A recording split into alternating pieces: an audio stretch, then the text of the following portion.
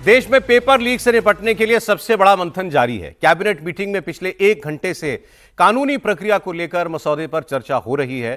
थोड़ी देर में कैबिनेट की मंजूरी भी इस बिल को मिल जाएगी और उसके बाद सोमवार को पेपर लीक से जुड़े इस नए प्रावधान वाले बिल को संसद में पेश किया जाएगा।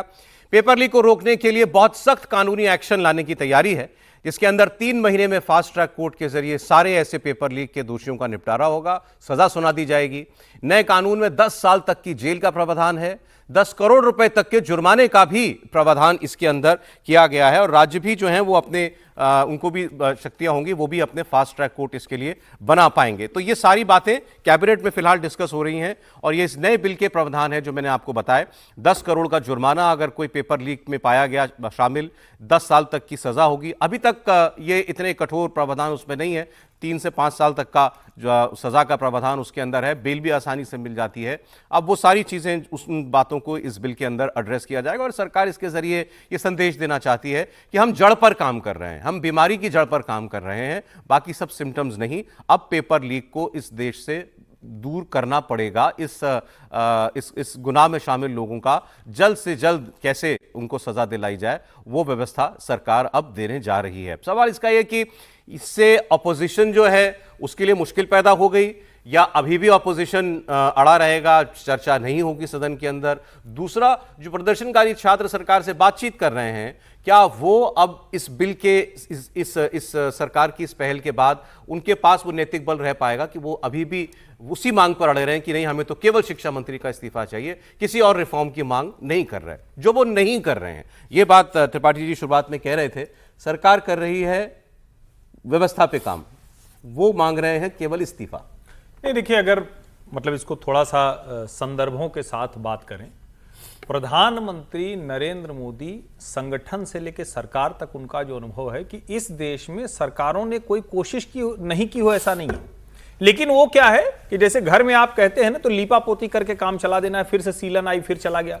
तो असल में तो पानी खत्म करना है, सीलन ना आए उसका इंतजाम करना है।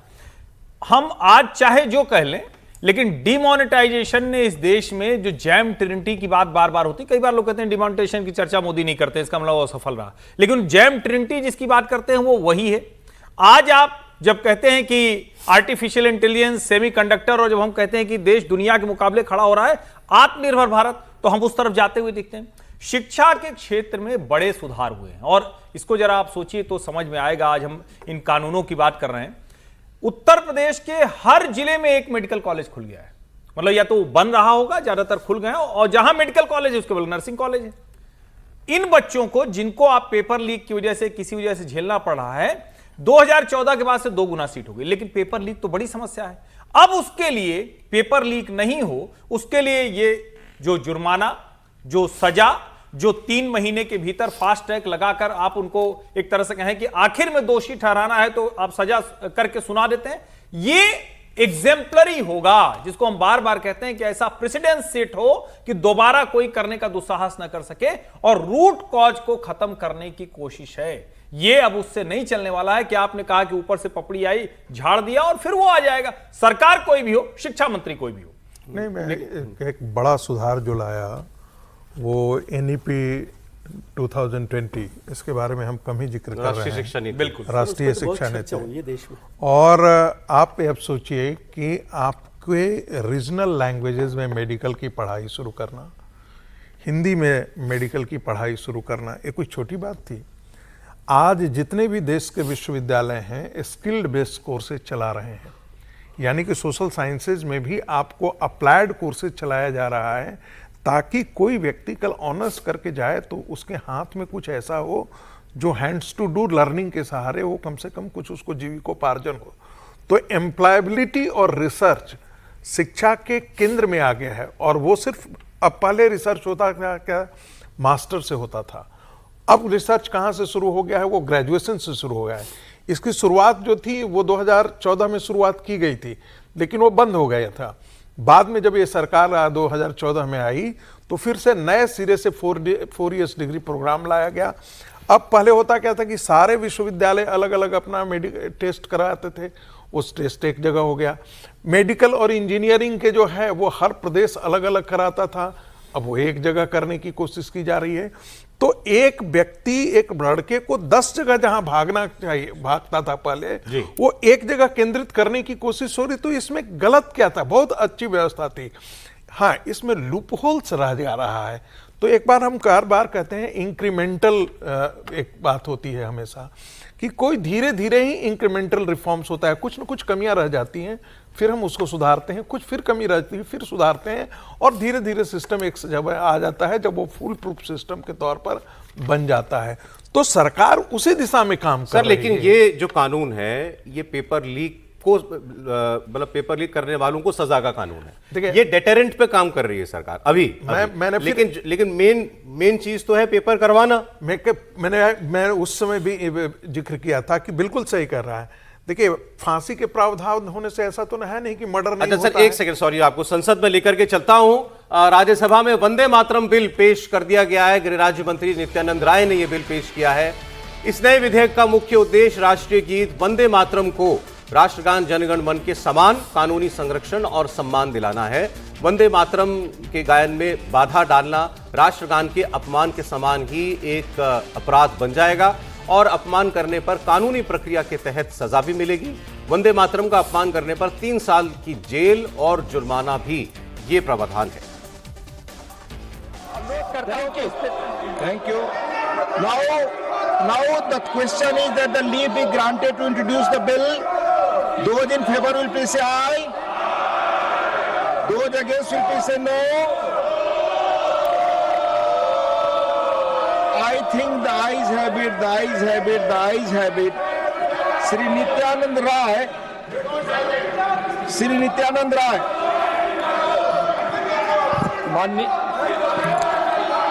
माननीय महोदय, मैं विधेयक पुनर्स्थापित करता हूं। You introduce the bill. Thank you. माननीय सदस्यगण, कृपया अपनी जगह बैठे, बहस चलने दें।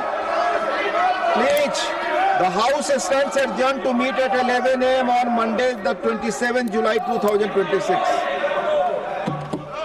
सोमवार तक के लिए राज्यसभा स्थगित कर दी गई है। वंदे मातरम विधेयक पेश कर दिया है गृह राज्य मंत्री नित्यानंद राय ने। जैसा हमने आपको बताया, वंदे मातरम को, राष्ट्रगीत को भी राष्ट्रगान के बराबर सम्मान देने के लिए, और इसके गायन में अगर कोई व्यवधान डालता है, इसका अपमान करता है, तो उसको दंडनीय अपराध बनाने के प्रावधान वाला ये विधेयक है। अरे इस पर भी ऐतराज था कांग्रेस को। सोमवार को पेश होने वाला था, पहले ही दिन पेश होने वाला था। अमित शाह जी पेश करने वाले। कांग्रेस कह रही है कि प्रियंका गांधी का स्टेटमेंट था कि भाई यहाँ छात्र सड़क पर हैं, आप वंदे मातरम की बात कर रहे हो।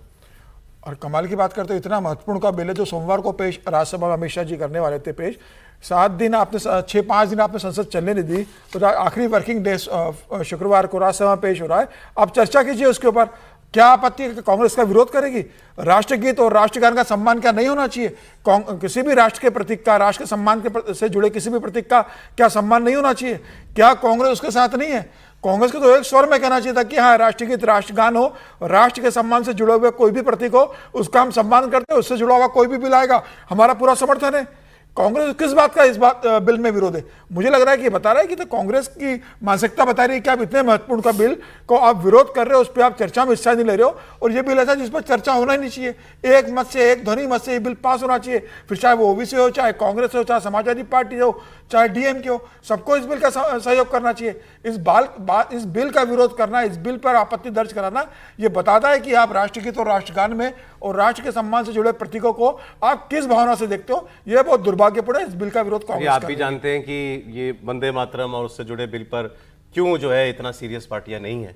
इसमें सवाल है ना, इस पर इसका विरोध करने वाले, इसका विरोध करने वाले कौन है? मातरम ना गाने वाले लोग हैं ना, मुस्लिम समुदाय के लोग हैं ना, एक विशेष इसका विरोध करते हैं। बिल्कुल। क्या कांग्रेस उस वोट के लिए इतना आगे चली जाएगी कि राष्ट्र के सम्मान से जुड़े प्रतीकों का भी समर्थन नहीं करेगी?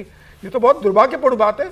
पॉलिटिक्स है सर, उनकी पॉलिटिक्स है ये, से जुड़ी बात है। राष्ट्रगीत, राष्ट्रगान और राष्ट्र के सम्मान से बढ़ते तो नहीं है ना। राजनीति आप करिए, लेकिन इन प्रतीकों पे तो मत कीजिए। दोनों राष्ट्रगीत और राष्ट्रगान दोनों सम्मान का प्रतीक है। कि वो जो, अब उसी पर आ जाइए जरा, वो जो अपना कैबिनेट में अभी जिस पर चर्चा हो रही है, पेपर लीक वाले बिल पर। लेकिन इसमें एक लाइन में बोल दूं, हाँ, बिल पर, मतलब मैं बिल के साथ सहमत हूं और वंदे मातरम को लेकर विवाद नहीं होना चाहिए। लेकिन सुप्रीम कोर्ट ने क्या कहा है उसको भी ध्यान रखना चाहिए ना। हम लोग बहुत ब्लैंकेट तरीके से बात करते हैं। सुप्रीम कोर्ट ने कहा कि it should be advisory, not the compulsory.